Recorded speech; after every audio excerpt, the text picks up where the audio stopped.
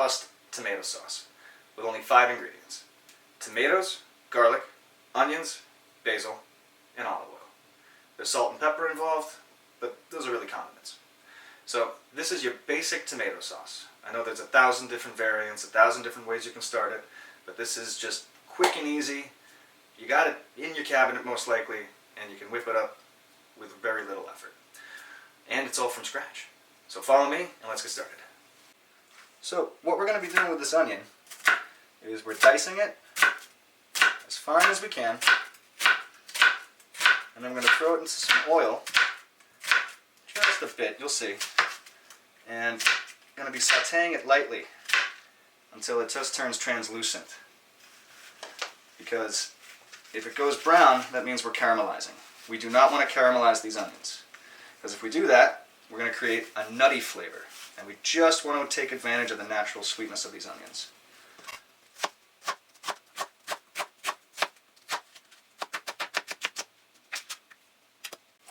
Alright, and for this recipe we're going to use about 6 cloves of garlic.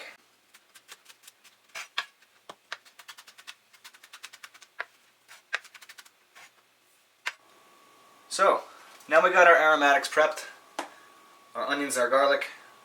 We're going to put that into a cold pan with a little bit of olive oil. Just about 125 mils.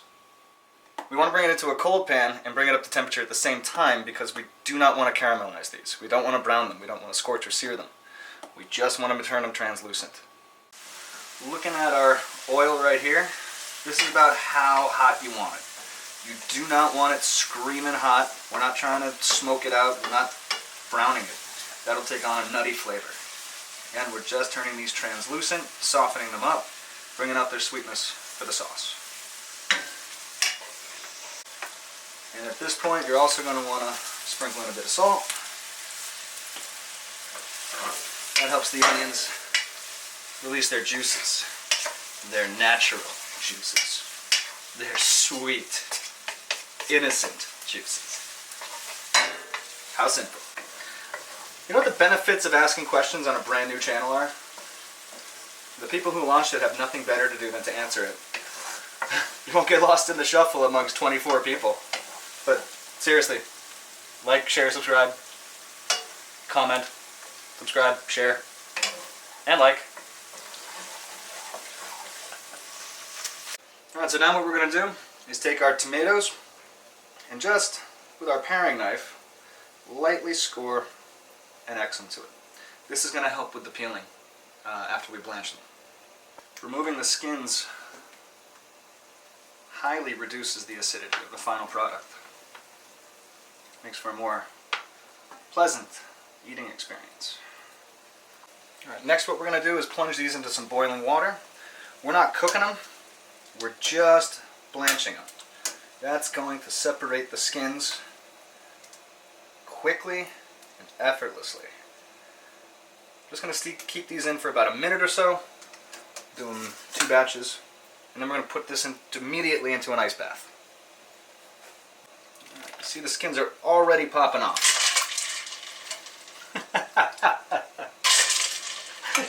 Yeah. Right into the ice. It makes them say, "Ah!"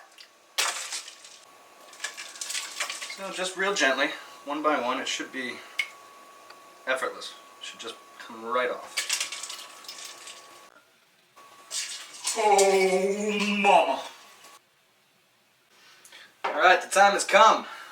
We're going to take our Soffritto, oil and all, because that's what makes the sauce, believe it or not. I know Americans are watching me and saying, "Oh my god, all that oil," but Italians are watching me and saying, "Why so little?"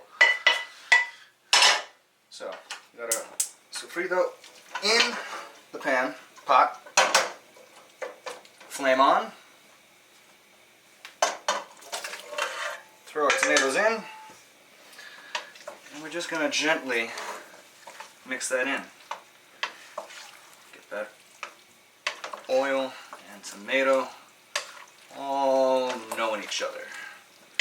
Now you notice I'm not beating the hell out of it.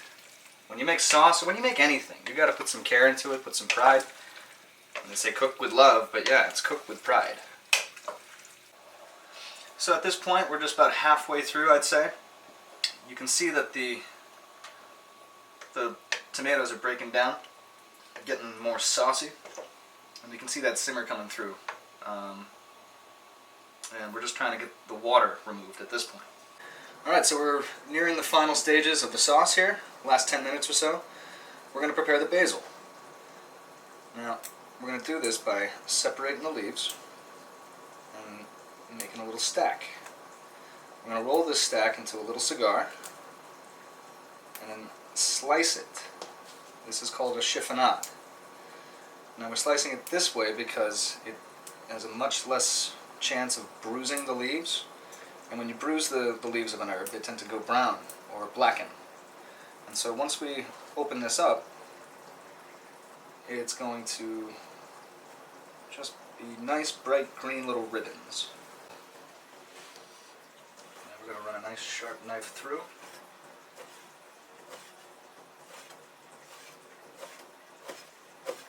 And by adding this at the last 5 minutes or so of our cooking, it's going to maximize that basil flavor without cooking it out.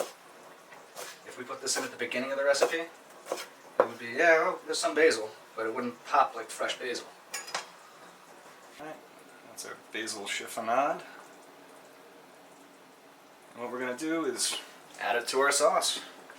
And we know it's time because when you look at the bubbles here, it's almost like it's bubbling up through lava. We've removed a lot of the water from here, and we're just left with these natural juices, oils, compounds. It's tomato sauce now. So now, throw in our herbs.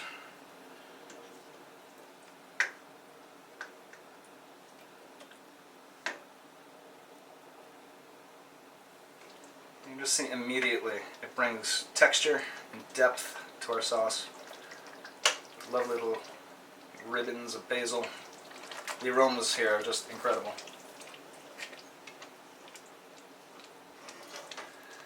I'm just going to gently simmer that for another 5 minutes or so. And then it'll be ready to put in a serving bowl. And there we have it.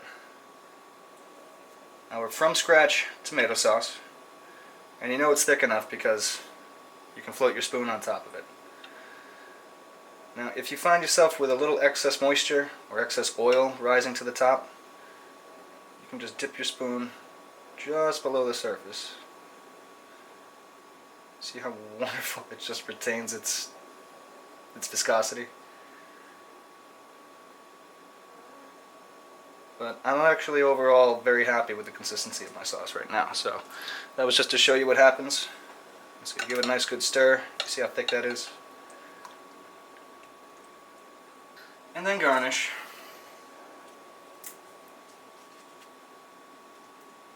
Lovely bouquet. Fresh basil. So that's it. Your basic 5-ingredient tomato sauce that you can whip together in pretty much less than an hour. I mean, if you're quick.